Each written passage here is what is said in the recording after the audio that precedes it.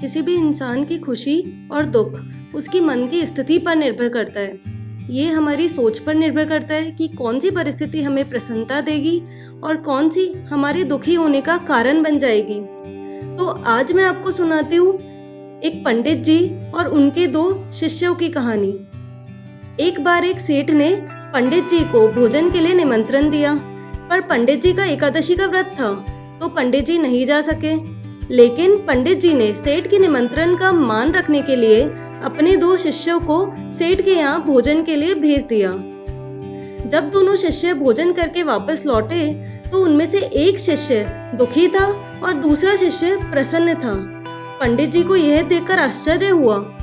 उन्होंने अपने शिष्य से पूछा कि शिष्य, तुम दुखी क्यों हो?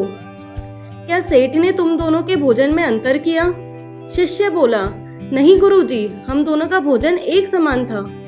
फिर गुरुजी ने पूछा, क्या सेठ ने तुम दोनों के आसन में अंतर किया? शिष्य बोला, नहीं गुरुजी, हम दोनों का आसन भी एक समान था। गुरुजी ने पूछा, तो क्या सेठ ने दक्षिणा में अंतर कर दिया?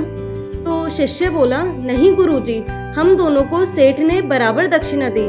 10 रुपए मुझे दिए और 10 रुपए दूसरे को।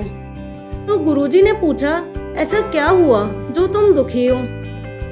शिष्य बोला, गुरुजी, मैं सोचता था सेठ बहुत बड़ा आदमी है, कम से कम 50 रुपए दक्षिणा तो देगा ही, लेकिन उसने केवल 10 रुपए दक्षिणा दी, इसीलिए मैं दुखी हूँ। गुरुजी ने दूसरे से पूछा, तुम क्यों इतना प्रसन्न हो?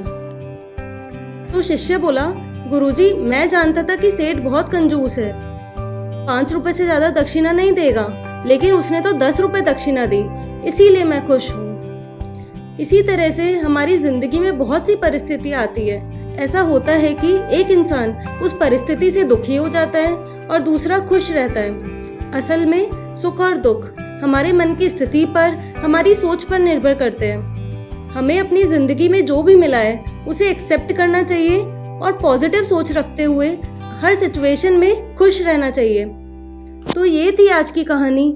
मिलते हैं आपसे नेक्स्ट वीडियो में एक नई कहानी के साथ। Thank you.